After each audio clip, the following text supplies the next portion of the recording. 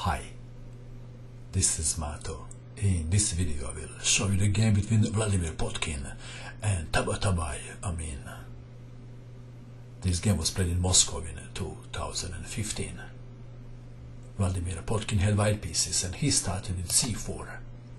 English opening. Knight to f6, knight to c3, e5, knight to f3, knight to c6, g3, bishop to c5, bishop to g2, d6, and Vladimir Potkin castled the king's side. Reversed Sicilian, isn't it? a6, e3, Amin Tabatabaei castled king's side too. b3, bishop to a7, queen to c2, rook to e8, bishop to b2, h6, knight to h4, bishop to d7, a3, preventing knight to b4, queen to c8, perhaps intending bishop to h3. Potkin played f4, and Amin Tabatabaei changed his plan. He played knight to d4, attacking the queen and setting up a trap. What is the trap? Well, the first move that comes to mind is pawn takes knight. But Potkin didn't play that. He played queen to d3. What is the trap about? Let's have a look. If pawn takes knight, then pawn takes pawn, attacking the knight on c3. And if knight goes somewhere, then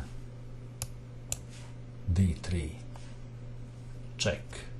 Black is winning the queen. Very clever. But Potkin played queen to d3. Knight takes on b3, and black is a pawn up. White to move. What is the best move for white in this position? What would you do? Vladimir Potkin played the best move. Pawn takes pawn on e5. So what is so clever about that? Well, this is opening the file for his rook.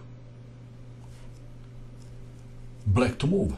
First move that comes to mind is d takes on e5.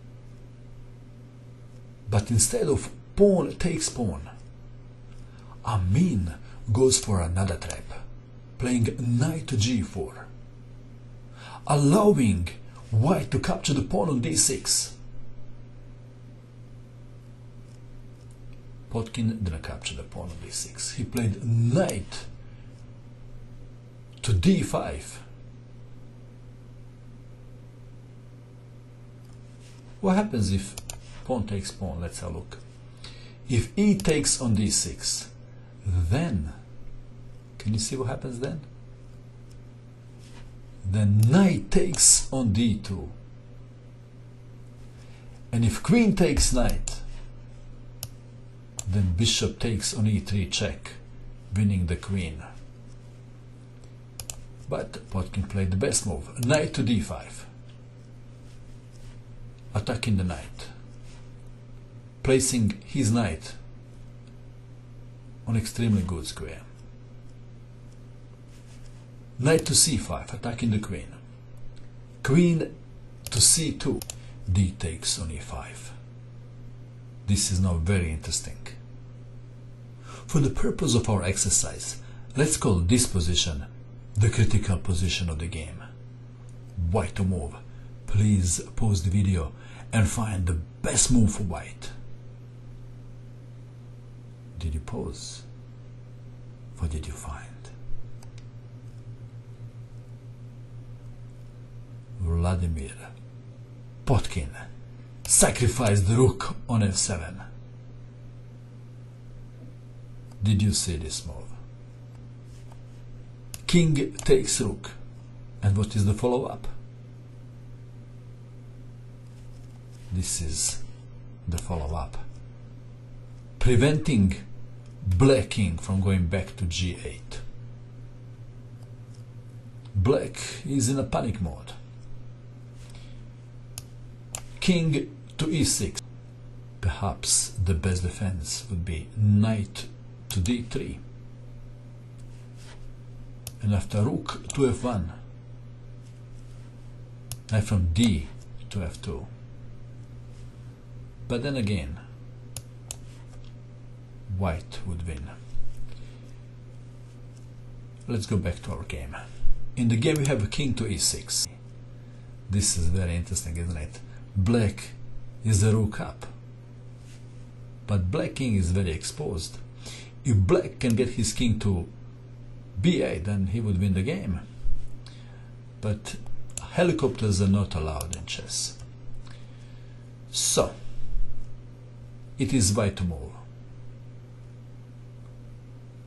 How should white continue? What would you do? Potkin played knight to f5, knight to a4, attacking the bishop on b2, white to move. White played a move and black resigned. The move is knight takes pawn on c7 check, forking two rooks and vacating the square for the light square bishop. Black resigned. If queen takes knight, then queen to g6 check, knight to f6, and then bishop to d5 checkmate. And if king goes to f6, then queen takes on g7 check, king takes knight, rook to f1 check. And how to defend? Knight to f2, rook takes knight, check, mate. What a game, what a fight. What do you think of this game? Did you see the killer move? If you did, congratulations. And that is all. I hope that you enjoyed watching this video. I wish you good luck with your chess, and bye for now.